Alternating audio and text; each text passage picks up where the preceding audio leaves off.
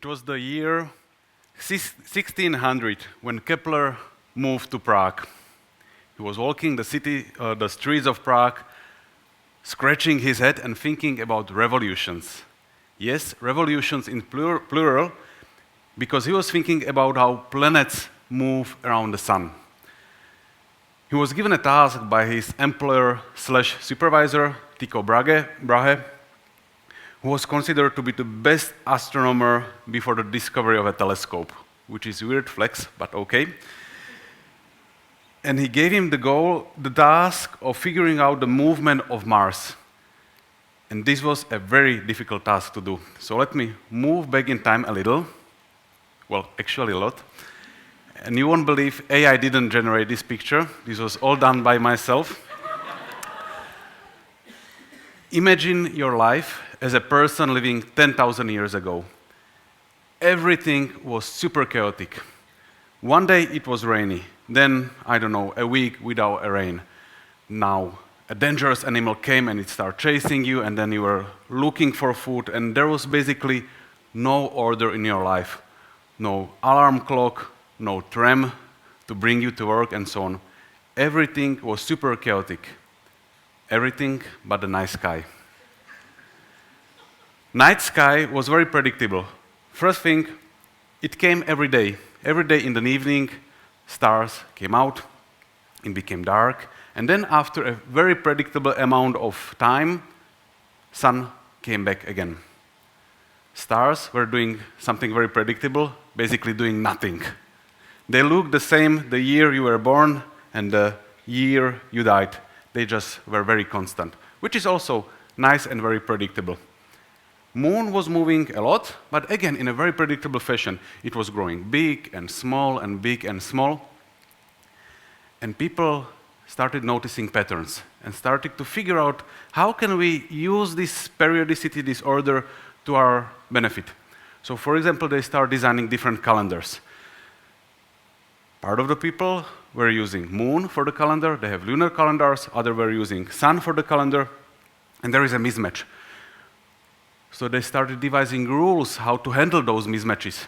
This is something called a disk of Nebra, which was discovered something like 200 kilometers away from Prague, so nearby. And people figure out that this is basically an instruction, ancient instruction, how to coordinate two different calendars. And it basically says, when the moon is in this phase, next to this bunch of stars, which we today call Pleiades, shift your calendar by some number of days. So people started noticing patterns and starting to use them for their own benefits. They wanted to understand what is behind the rules they are seeing in the sky. So they wanted to figure out why the planets are moving the way they are.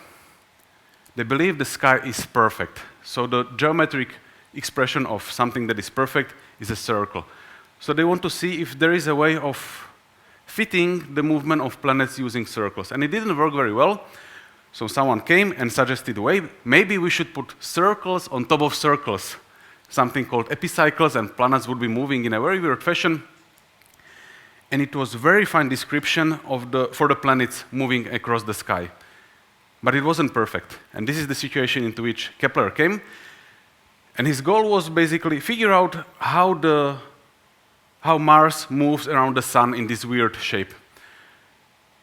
And this was very difficult. So when he fitted part of the observation using circles, it wasn't fitting the second set of the observation. When he fitted the second set of the observation, first part of the observations were wrong. So it was a very difficult task. And he came with a very surprisingly simple and dangerous explanation. He got the idea, well, what about ellipses? What if I use ellipse instead of a circle sitting on another circle? And suddenly, the Mars observation fitted perfectly. This was surprisingly simple, but a very dangerous idea to have, especially given the fact that his mother has been accused of being a witch. And he suggested, well, maybe ellipses instead of circles, but circles are perfect. So he challenged the perfect order sitting in the sky. It was very dangerous, but he nailed it. This was the correct description for the movement of the planets around the sun, something which we now call the Kepler laws. There is a street in Prague when you can actually see the building where he found it out. And then another giant came. This is Isaac Newton. And he basically discovered the universal law of gravitation. So he devised a physical law that can explain Kepler's laws of motion, and actually much more. And he basically built the theory of gravity. And currently, theories are the way how the scientific knowledge is organized. So for example, we have theory of atoms, we have the germ theory of diseases, we have many other theories, for example, the Darwinian theory of evolution, how basically started in his book on the origin of species. So we organize the scientific knowledge in terms of theories. And theories are difficult to describe and to define in a perfect way, but it's basically a bunch of concepts and laws that we use to explain and describe some part of the universe around us. So we have this theory of germs to describe how illnesses can happen. But I don't want to leave you with the impression that we organize all of the knowledge using theories. Actually, most of the knowledge you have is theoryless. So imagine you want to make a pancake. And you are a millennial, so you don't know how to do a perfect pancake. The internet is out, so you are in panic mode, and you want to have a pancake. So what do? You can just try it. You remember, okay, some milk, some flour, some eggs. So let's try 1 cup of milk, 1 cup of flour, 1 egg. You mix it, try to make a pancake, and it's terrible. Okay, next try. Maybe 2 cups of flour, 1 milk, 1 egg, even worse. Okay, try the other way around. 2 milks, 1 flour, 1 egg, and it's getting there. And after a few loops of trial and error, you will actually probably make a perfect pancake. And those loops of trials and errors is the way how you obtain the knowledge how to make a good pancake. So it's actually very simple. You just have to try and be prepared to try again and again and again. And if you gradually improve, you'll nail it. This is actually how life operates in a very general way. So this is a cell of the immune system, which is trying to get the knowledge how to kill some pathogens that got into your body. But the cell doesn't know which cells are the foreign ones. For example, COVID wasn't here 10 years ago, so it couldn't know before how to fight COVID. He or it or she, I don't know, the cell needs to figure out on the go how to fight the pathogens. What does it do? It has those little components which just basically are randomly shuffled. I'll try this version, this version, this version, and it tries many versions until something sticks.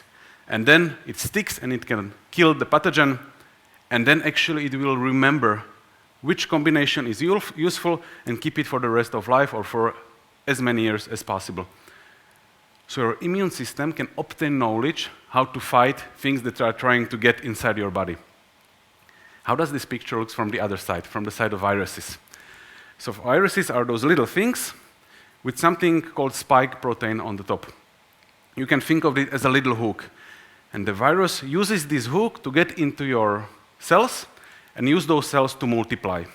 But again, the virus doesn't know, it doesn't have the knowledge how to get into your cells. But every time it gets to multiply, there are some small, tiny changes. The genetic code isn't copied perfectly. There are some small mutations, and mutations lead to changes in the structure of the spike protein. And sometimes, some of the spike proteins, some of the hooks, are slightly better. The viruses having the better hook get into more cells, multiply more, and after a few generations, basically every virus will have the better improved hook. So gradually, the virus is obtaining the knowledge of getting into your body. And this is actually a very common feature in the nature. This is how the Darwinian evolution works. You just introduce, random mutations are introduced into the genetic code. They changes the organism a little bit, sometimes for the worse, sometimes for a better. If it's for the better, the organism will multiply more and you will get more of the better stuff. So this is how evolution works in many, many, many loops of trials and errors. And actually, this is a very nice definition of life. There isn't a single universal definition for life, so I'm suggesting this one. Life is something that obtains knowledge from the environment. Very simple. So life is something that grows smart. And actually, this is true for humans as well. So we have knowledge stored in our genes. And this isn't only knowledge how to make pancakes. This one isn't stored in the genes. But it's for example, knowledge how to use glucose, how to produce hormones, how to respond to environment, and so on. So we have this type of knowledge in our genes. We have the knowledge in our immune system, which won many battles and remember how to fight different pathogens. And we have the memory in our brain as well. But there are two major differences. We humans are very good at being educated. We can teach other people and we can learn from each other. This is our very strong side. So, for example, if you want to figure out which berry is poisonous and which is not, it's very good if someone else does the trial and error loop for you and you will just get the results and eat the safe one. So we can learn from each other, and we are passing not only our genetic information towards next generations, but also the one we possess in our brains. So this is very special for humans, and we are doing in a very proficient and better way than most of the life we see around us. However, some people forget the first trial and error loop. So if you are good at being educated, also think that you should be able to do your own experiments, mess around and figure what works and what doesn't work for you, because everyone is special. So first, take-home message, you probably already know that, but never stop experimenting and messing around. You'll probably find something very interesting and new. Messing out and doing the trial-error loop is the most fundamental feature of life, at least on Earth. The second important difference in the human knowledge is we are able to have theories. And this is unlike anything else we know in the nature. So for example, theories can be used to reduce information greatly to fit into your head. Before that, for example, Kepler and Newton, doing astronomy meant you had to have bunch of books with astronomical tables and just going through them and figuring out when will the next eclipse be and so on. After Kepler and Newton, doing astronomy meant just knowing one single universal law of gravity. You just know this one expression, and astronomy is encoded in this. So you don't need the books, you can just, I don't know, not burn them, but use them differently. And you just need to learn and master this one equation, and you can predict the future. You can predict when next eclipse will be, you can predict tides, you can do basically whatever you like. So we have theories that are simplifying the information. They are reducing it down to basically a bunch of single mathematical laws that can be used to predict the future. And predicting the future, we can do a special type of trial and error loop. We make predictions using our theories, see if they match the data, and if not, we can correct the theory. So it's a different type of trial-error loop using prediction of the future. And the Newton law of gravity made something miraculous. It actually predicted stuff we didn't put inside. So Kepler figured out the ellipses and circles as trajectories of planets. Newton used those laws to devise his law of gravity, but actually this new law of gravity predicted new trajectories. So for example, parabolas, hyperbolas, and would you believe it, rather recently we found 3 comets moving along hyperbolic trajectories. So theories contain stuff that we didn't put in. We put in something we had before, the ellipses and so on, and suddenly we observed basically new rules and new solutions for the gravity. Theories are working like a miracle in this sense, and this miracle is called mathematics.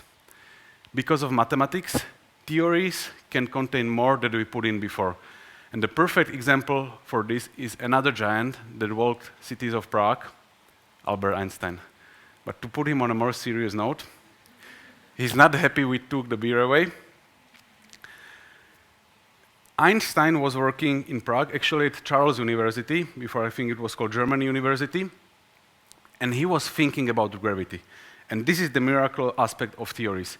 He was just sitting in his office, thinking about gravity, and he devised a new theory that matched Newtonian gravity with his other theory of maximal speed in the universe called the speed of light.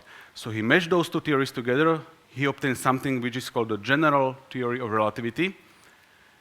And he was just writing equations and looking for a solution and trying to think about the theory, how to formulate it in a mathematical consistent way. And he found a new theory, and this new theory contained stuff we wouldn't imagine before. It contained, for example, the information that the universe as a whole might be expanding. That means, long ago it was smaller, and long ago it was probably small as a single point. His theory obtained the effect of gravitational time delay, meaning if you move close to a very massive body, your time will slow down from the point of view of a distant observer. And actually, his theory predicted existence of black holes, objects that can basically stop the time and stop the light itself. This was all coming from a single equation he used to describe his theory of gravity. So this is still a miracle, what all he got from the single theory. So to conclude, obtaining knowledge is the most important part of life. And feel free to experiment around, to do the trial-error loops, because this is something that has been working for life on this planet for billions of years. But some of the knowledge you have is organized in terms of theories. Theories are simple. They boil down a huge amount of information into a few laws. They can make predictions about the future, and they can predict stuff we didn't know exist before. So please never, ever in your life again say, this is just a theory. Because theories are like miracles, and they are the deepest and most fundamental way we can look at our universe. Thank you very much.